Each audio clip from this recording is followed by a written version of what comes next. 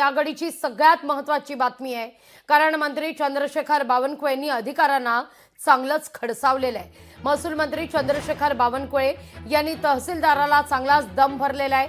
जनता दरबारात 10 पैकी 8 तक्रारी एकट्या तहसीलदार विरोधात आहेत। मंत्री बावनकुळेंचा दम देतानाचा व्हिडिओ सध्या व्हायरल होतोय।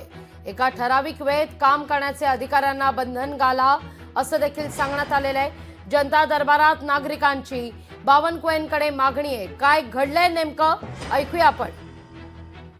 10 तक्रारीपैकी 8 तक्रारी तुमच्या आहेत इथे चांदवडच्या। मी विषय सांगाल तिकडे येऊ का चांदवडला? त्याला कलेक्टरशी बोला तुमच्या, आणि जेवढे निवेदन पाठवले आहे मी माझ्या सहीने पूर्ण काम करून मला पाठवा।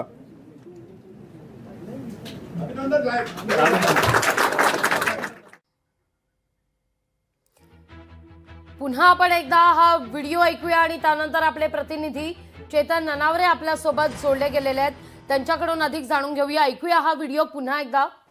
10 तक्रारीपैकी 8 तक्रारी तुमच्या आहेत इथे चांदवडच्या। मी विषय सांगाल तिकडे येऊ का चांदवडला? त्याला कलेक्टरशी बोला तुमच्या, आणि जेवढे निवेदन पाठवले आहे मी माझ्या सहीने पूर्ण काम करून मला पाठवा।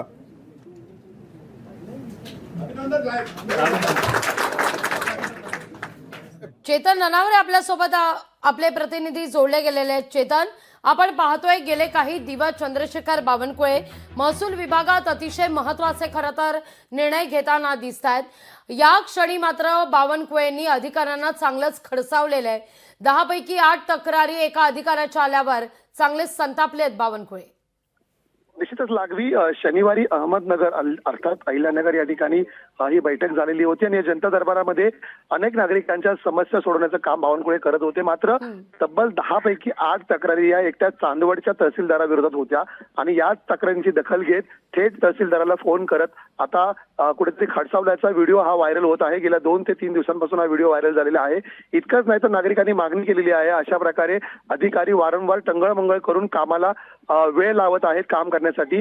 परिणामी एका ठराविक वेळेमध्ये जर काम नाही केलं तर संबंधित अधिकाऱ्यांवर दंडात्मक कारवाईची तरतूदही करावी अशी मागणी लोकांनी केलेली आहे। इतकंच नाही तर सर्व मंत्र्यांनी अशा प्रकारे बावनकुळेंचा आदर्श घालून घ्यावा अशाही प्रतिक्रिया या व्हिडिओमध्ये आता ऐकायला मिळत आहेत। परिणामी हा व्हिडिओ आता सोशल माध्यमांवरती चांगलाच व्हायरल झाल्याचं पाहायला मिळत आहे। लागवी निश्चित चेतन, धन्यवाद तुर्तास तुम्ही दिलेल्या एकूणच सविस्तर माहिती करता।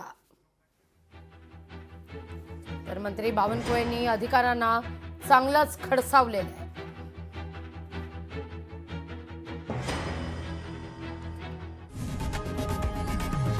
लोकशाही मराठी ऐका, पहा, जागरूक रहा।